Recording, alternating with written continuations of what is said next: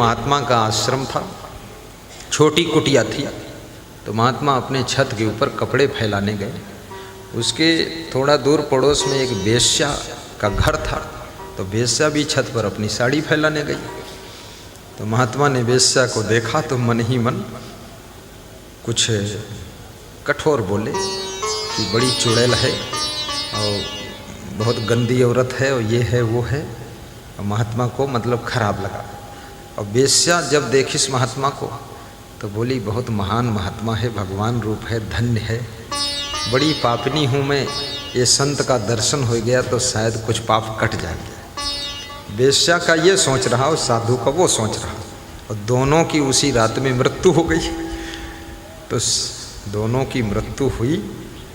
तो उस गांव का एक आदमी, दूसरा संत रहता था एक जंगल में पहाड़ के पास, उससे मिलने गया समाचार सुनाने कि हमारे गांव में एक साधु रहता था वो मर गया, और एक वेश्या रहती थी वो भी मर गई, और दोनों एक ही रात में मरे और दोनों आधी रात मर गई। तो साधु हंसने लगा, जो पहाड़ के तट के पास में रहता था जंगल में। तो जो सूचना लेकर गया था वो कहने लगा कि आप हंसते हैं, दोनों मर गए। बोले हंसते इसलिए है, परिणाम उल्टा हो गया, वेश्या को मुक्ति मिल गई और साधु का फिर से जन्म हुआ। बोले कैसे?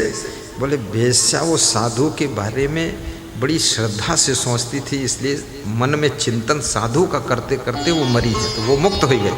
और साधु वेश्या का यहाँ चुड़ैल है या ये है, गंदी है, ये है, सब बोलते बोलते वही सोचत सोचत मरा तो वो का फिर से जन्म हुआ।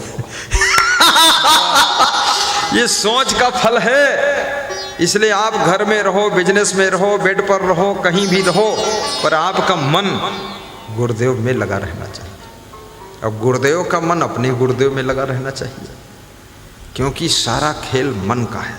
अभी जैसे आप यहाँ बैठे हैं, जिनका जिनका मन घर में चला जाता है बीच बीच, तो उनके चेहरे की भावभंगिमा बदल जाती है। मैं यहाँ से रीडिंग करता हूँ कि अब ही हंसत रहे, अब मुँह का ही इठत है। हम बहुत यहाँ से तुम्हारा चेहरा पढ़ते रहते हैं, तो फिर हम रागिनी घुमाते हैं कि दूसरे टाइप के सत्संग के, तो फिर हंसाइत है, तो तुम्हारा मन होश हटत है तो फिर खुश हो जाते। ये मन का पूरा खेल है।